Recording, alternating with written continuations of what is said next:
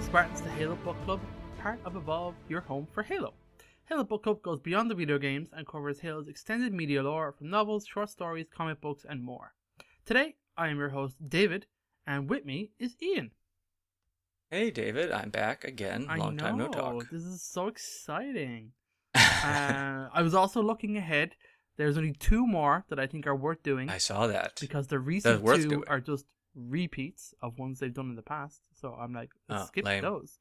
It's Midnight in the Heart of Midlothian and the Mona Lisa. They just kind of reissued them again. Oh, yes. Those are good stories, though. Those are good stories, but we're not going to cover them as part of the Halo. No, we already did. We already did cover them. Mona Lisa might even be done twice, because that's how we roll. I believe you're right.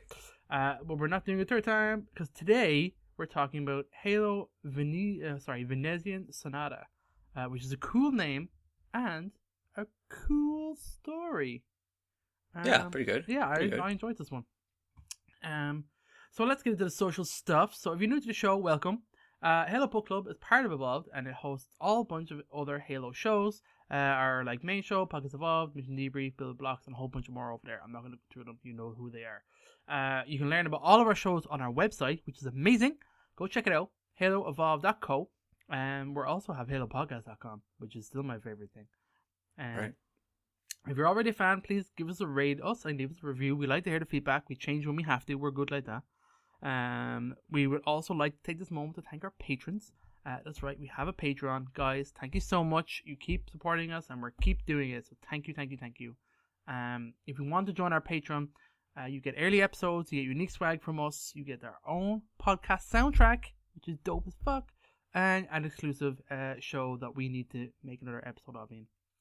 So, if you want to learn more, head over to patreon.com/HaloEvolved to learn all about it.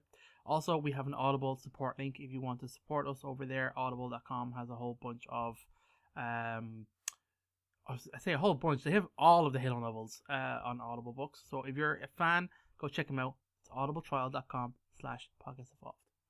Thank you very much. So, into it. We have the Venezian Sonata that I'm reading it and I'm trying not to say Venetian. I don't know why, but that's just tripping me up today. It's authored the same again as before. Alex wait for it, and I think does Jeff get a nod in this one? Let me scroll check Wikipedia.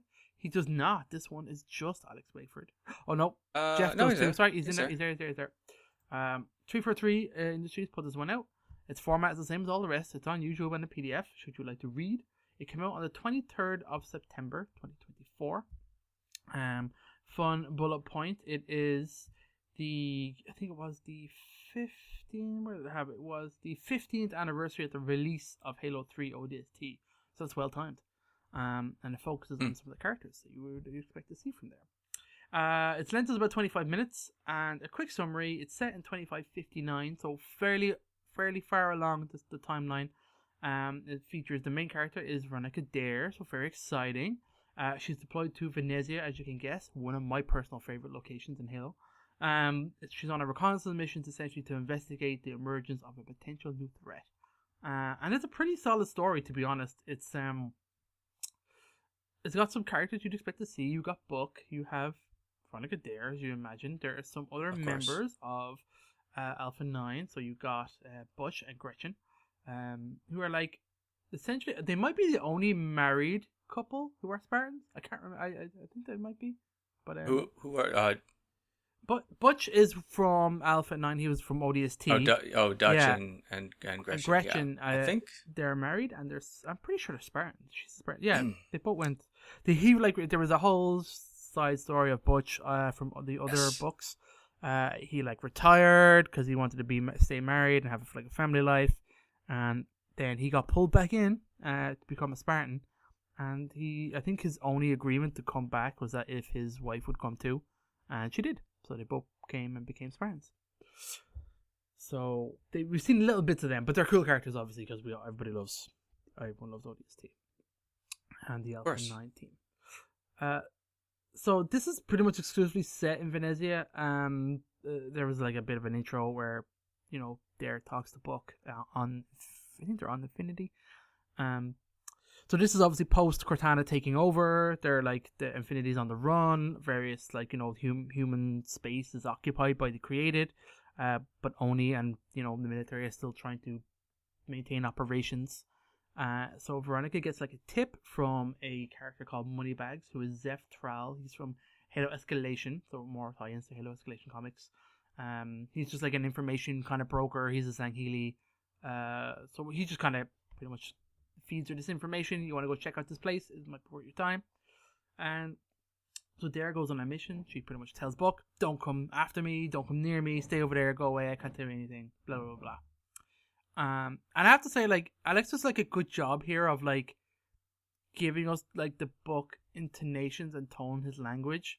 Like I can hear Nathan Fillion, I can hear that character through him. I thought it was quite nice. Thought he did a great job there. Oh yeah. So essentially Dare goes to Venezia. She kind of sneaks her way in, gets her way on to this. She has a location. She needs to go to like a tower. I can't remember why. And the story cuts to a new character called Callie Calder. Essentially, she and a whole bunch of other kids, they're teenagers, have been sold to this person to cover their family's debts. And they're essentially being brought into servitude and going to be made into like mercenary soldiers. They have a kind of super soldier-esque program. We've talked about it before. This has kind of come up recently of the Janissaries. I think Dare kind of calls them that as a way of their slave soldiers essentially being trained up to be like super elite. And Callie, you get a brief kind of bit of story told from her perspective. Dare is spying on this kind of person giving the speech, who is a Yonit, which is one of the new kind of races in it. So his name is Murad. He's very interesting. He's a power broker, so it's kind of good. He's a good new character, I think, here. So he's very neutral. So obviously, Dare gets caught spying, no surprise, on the rooftop, and he's very non-aggressive with her in terms of like, oh, are you here to buy or you're not here to buy? Then maybe someone will buy you, and then it kind of goes kind of tits up. Like a Phantom shows up, and he thinks it's his, and it's not. Inside it is Dutch and Gretchen, so they kind of come in with some cheeky dialogue. They bail Dare out, and Murad is like very casual about the whole thing. He's like, totally, that's grand.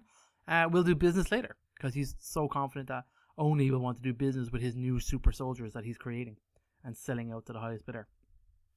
And that's kind of her storyline. She kind of talks to Dutch and Gretchen a bit in the Phantom about like what she's discovered, and kind of he's very casual about like not really caring about Oni and UNSC because there's a bit of a power vacuum there now. They've been taken down a peg, so he's just like, that's fine. I'm not bothered whatsoever, which is kind of interesting. I like his take, to be honest. It's like super,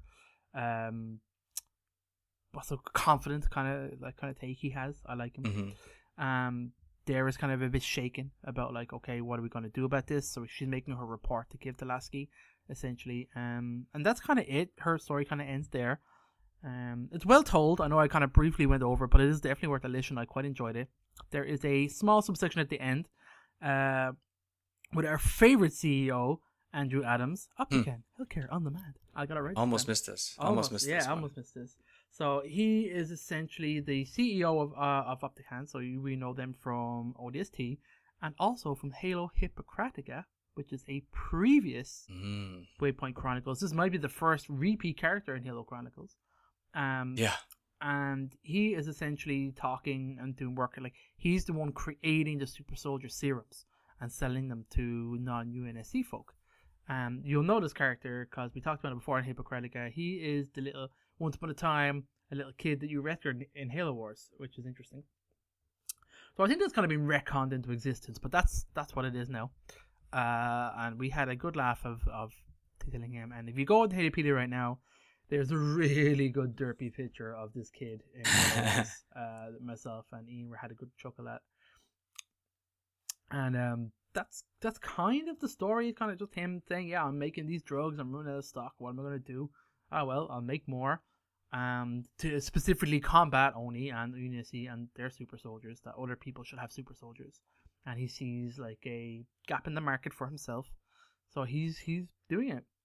And then it kind of ends. It's just kind of his notes, his own little journal to himself. I will say the interludes between the sections are amazing because they feature the beautiful jazz of ODST. So the music in this one is really good. Yes. And that's kind of the story. It's about 25 minutes long, like we said, but I felt it moved really quickly, and I quite enjoyed it. To be honest, I love the setting. The music set the tone really well. We have characters that we like, well told. And it's an interesting topic in an area and in a location that I find really interesting in Halo lore. So I actually really like this. This is up there at my top 2 between this and the Machine Breaks last week that we did. Ian, how do you find this one? Yeah, it was pretty good. I think I liked the last one better, but this one was good. I got docket points whenever the Yonhet show up. You don't like them? I can't. I just can't. I know why they exist. Well, as far as I know, the only reason they exist is because they needed a new alien in Nightfall. What was Nightfall that was more human-like because they didn't have the budget to do like a, So they had to create a classic Star Trek alien. Right. Well, that's the problem. It's just like it always takes me out of the story a little bit when it's like I'm picturing the Yonhet was like it's just like a classic Star Trek alien where it's like okay it's a human with a mask, and to be fair, like most of the Halo aliens are really good for being so diverse, of being alien as fuck. Yeah, they're all different, right? Yeah. I mean, and part of that is it was a gameplay thing, right? Absolutely. They had to make them different, so it makes sense. But like, still, they were all. I think I'm trying to think of one that wasn't at least somewhat unique, and they're all pretty unique. But the Yonhet are just like they remind me of like gosh, I'm trying to think of the specific Star Trek race that I'm would thinking be. of the Ferengi, the ones that have big ears. That's what I'm thinking of. Yeah, I think it's one of those. These ones are almost like written the same way, that where they describe the race as being like their information, they're merchants, they're power brokers, they're very much in the background, maybe a little seedy. That's kind of like the Ferengi. Yeah, I mean, it's like in terms of the story, it doesn't change anything, but it's like I kind of secretly wish. I guess not that secretly anymore that we never ever heard from them ever again. Well, I think you're only going to get them in this format, and probably in a book. If they're not in a book, I'm sure. Yeah, they'll crop up every now and again. Well, right, we're never going to get them. Maybe in a book. Obviously, I don't think we ever get them in a game. But it's like, well, then why don't we just get rid of them? Yeah. But whatever. Okay, someone wants them around. It's fine. They're an easy. Yeah, but otherwise, story was good. I was actually surprised because the Janissaries. I want to say I was sitting there thinking like, I know I've heard them before, and I looked it up, and I had heard them before, but it wasn't that long ago. No, it wasn't. It's a very new term that they've brought out, and I remember when they first brought it out, we talked about it on one of our shows, and we went back to like. Where they came from, this kind of like underground super soldier thing, the Waverly compounds, I think they're called, that where they were giving. Oh yes. Yeah. The rumble drugs that we saw in drug. That's it. Yes. It was the Waverly class augmenter, right? Man, I can't believe I pulled that out of my brain. Jeez. There you go.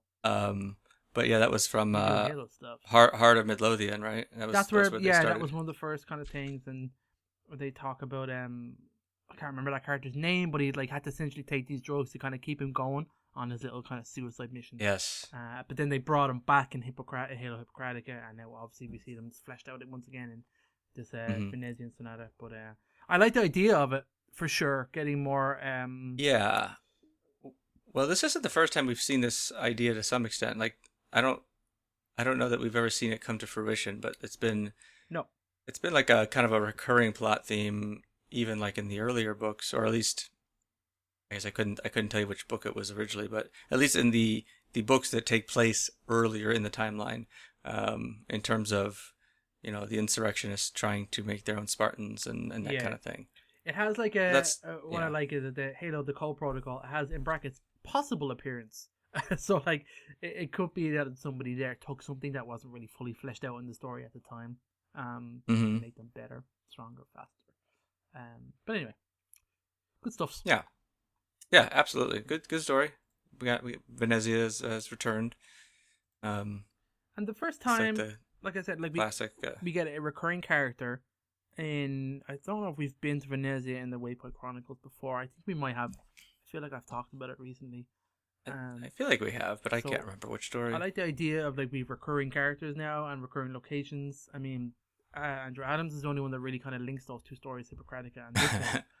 And maybe not fell or something. But I like that setting. I'd like to see more here. The timeline is good. Do you know what I mean in terms of where we are, where it's set in around Infinite's timeline. So I definitely want to see more here. And I hope they carry this on. I think this character, Callie Calder, I think we'll see her again. And getting vibes of potentially we'll see another side of her story, maybe a few months down the line. I would assume so. Well, what's the... I'm trying to think of what the next actual like novels that are coming out. I know there's one coming out this month, right? Yeah, Empty Throne, I want to say, is potentially the newest one coming. And is there another one? I thought there was one announced, but it was like for next year. I'm blanking right now. Empty Throne is the one coming in February. That's very, very soon. And then what's the next Halo novel? I'm not sure, but I feel like Empty Throne isn't the last one that we know about. Yeah, I was trying to see if there's a story coming up that might pull this in. Although I think they I haven't even listened to it yet. I think they just released today a little snippet of the Empty Throne. I think it was today. Okay, it might just be Empty Throne. I'm not seeing. Oh, we do have another Kelly Gay book, untitled. We know nothing else about it. That's what they've said. So. Okay. Yeah. So that makes. I think that tracks. Yeah, I'm. Yeah, a little bit behind on the novels, but they just announced. We're gonna sound stupid now if I go back and listen to it, and it obviously ties into this, but there's unidentified girl, unidentified Spartan. They're listed as in the characters. So I don't know if this is gonna tie in, or I'm just shooting in the dark right now. Shoot your shot. That's right. But yeah, you're probably right though. We'll see this. We'll see Callie. In some fashion in the future, I imagine in a novel or something. I hope so. I guess this area, this setting, this type of story, I'm into. So I definitely want to see more of this. If this is where this is one of those stories. This feels like one of those stories that we would have gotten in either like an evolution, either escalation, escalation, evolutions, or Tales. No, yeah. What's the? I can picture the freaking book cover, and I can't. The Fractures. Fractures. Yes. It seems like one of those stories where it's like the first chapter, or it's like a little prologue. Yeah. Into the book. This is kind of what it feels like. The story. Kind of so I'm wondering. Like her stories with like Fire and Shadow. Right. Like the first chapter or a chapter of a book that came out later. Exactly. So that's why I'm wondering if this is this is one of those where we're gonna get. Hell yeah, man! I'll read a book all about Dare. Give me that shit. Yeah, man. Always. Yeah, that's good. Okay, I don't have too much else to say. This is our positive one. We're in our top 2 here, guys. This is good. We're down. Yeah. We've 2 more left coming up, and we are still going to do Epitaph. That's definitely gonna happen. We're gonna get it. Yeah, we're gonna get that done. That's a longer show though, but we're gonna get there. Yeah. So everybody, thank you for joining us. Like we mentioned, you can find all of our episodes, all of our shows, all over on our website, haloevolve.co. It also has a whole bunch of other links to various areas you can find us: Discord, Facebook, Patreon, Xbox Live, and whatnot. So again, shout out to our patrons. You guys are amazing. Thank you so much. It's patreon.com/haloevolve to learn more. We have a voicemail, should you wish to leave us a message about anything, about our shows, whatever you want to do, ask us a question, we'll do that. It's 205-EVOLVED, it's 205-386-5833. And with that, I've been your host today, David, and until next time, Evolved.